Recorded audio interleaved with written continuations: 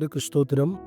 நம்முடைய தேவன் நம்முடைய வாழ்க்கையில சந்திக்கிற கொந்தளிப்புகளை மாற்றுகிற ஒரு நல்ல தேவனாய் இருக்கிறார். நாம் நம்முடைய வாழ்க்கையில ஒரு காலகட்டத்தில ஏதாவது நம்ம எடுத்த சில முடிவுகள் நம்மை ஒரு பெரிய கொந்தளிப்புல போய் நம்மை உட்கார வச்சிருக்கும். ஏன் இந்த பிரச்சனையில மாட்டி சிக்கி தவிக்கிறேன் என்று நம்ம நினைத்துக் கொண்டிருக்கலாம். வேதத்திலிருந்து சில ஆலோசனைகளை நாம் பார்ப்போம். ஏன் நம்முடைய வாழ்க்கையில கொந்தளிப்புகள்? யோவான் 6ஆம் அதிகாரம் 17, 18 வசனங்கள்ல பார்க்கிறோம். இயேசு கிறிஸ்து சீஷர்களோடு கூட பயணப்படாத ஒரு பயணத்திலே அவர்கள் பெரிய கொந்தளிப்பை சந்தித்தார்கள். இயேசுவும் அவர்களிடத்தில் வராதிருந்தார் என்று அந்த வசனத்தில் நாம் பார்க்கிறோம். இயேசு கிறிஸ்து அந்த படகுல இல்லாததுனால ஒரு பெரிய கொந்தளிப்பை அவர்கள் சந்தித்தார்கள். நாமும் ஒவ்வொரு நாளையும் துவக்கும் பொழுதும், ஒவ்வொரு முக்கியமான காரியத்தை நம்முடைய வாழ்க்கையில துவக்கும் பொழுதும் ஜெபித்து நன்றாக துதித்து, துதிகளின் மத்தியில் வாசம் செய்கிறவர் மத்தியில் வந்து நம்மை ஆசீர்வதிக்கும்படி அழைப்போம். அவர் இருந்தால் கொந்தளிப்புகள் வராது.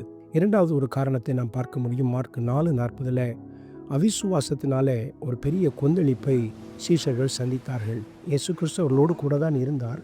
ஆனாலும் தன்னை சுற்றி நடக்கிற காரியங்களை பார்த்து, கடலும் காற்றும் கொந்தளிக்கிறதை பார்த்து இவர்கள் பயந்து போய் அவர்கள் ஐயரே மடிந்து போகிறோம் என்று மிகவும் கத்தினார்கள், கூச்சலிட்டார்கள். இயேசு அவர்களை பார்த்து ஏன் பயப்பட்டீர்கள் என்று கேட்கிறார். ஆகவே நாம் நல்ல தேவனுடைய பிரசன்னம் நம்ம கூட இருந்தாலும் நம்முடைய அவிசுவாசத்தினால சில நேரங்கள் நம்ம கொந்தளிப்புகளை சந்திக்கலாம். ஆனால் அதிலிருந்தும் தேவன் நம்மை விடுவிக்க வல்லவராக இருக்கிறார். மூன்றாவதாக ஒரு காரணத்தை நாம் பார்க்கிறோம். ஏன் கொந்தளிப்புகள்? அப்போஸ்தலர் 27ஆம் அதிகாரத்தில் 9வது 10வது 11வது வசனத்தில் பவுலால் எச்சரிக்கப்பட்டும் ஆனால் அந்த கப்பலின் அந்த நூற்றுக்கு அதிபதி பவுலில் சொல்லப்பட்ட வார்த்தைகளை பார்க்கிலும் மாலுமியும் கப்பல் எஜமானையும் அதிகமாய் நம்பினான் என்று நாம் வாசிக்கிறோம்.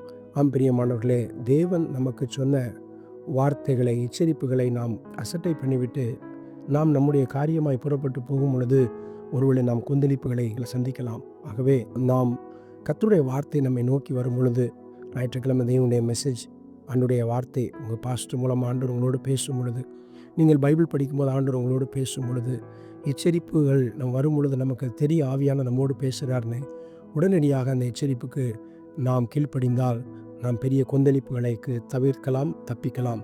நான்காவதாக ஒரு காரணம் என்ன? தேவ வார்த்தைக்கு கீழ்ப்படியாததினால் வருகிற கொந்தளிப்பு. யோனாவின் வாழ்க்கையில் பார்க்கிறோம். யோனாவு பயணப்பட்ட அந்த கப்பல் முழுவதும் கொந்தளிப்பை சந்தித்து அவனே சொன்னான், நான் தான் இந்த கொந்தளிப்பு காரணம், என்னை தூக்கி கடலில் போட்டு விடுங்கள் என்று சொல்லி.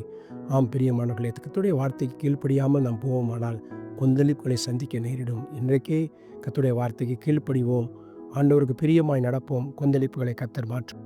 God bless you.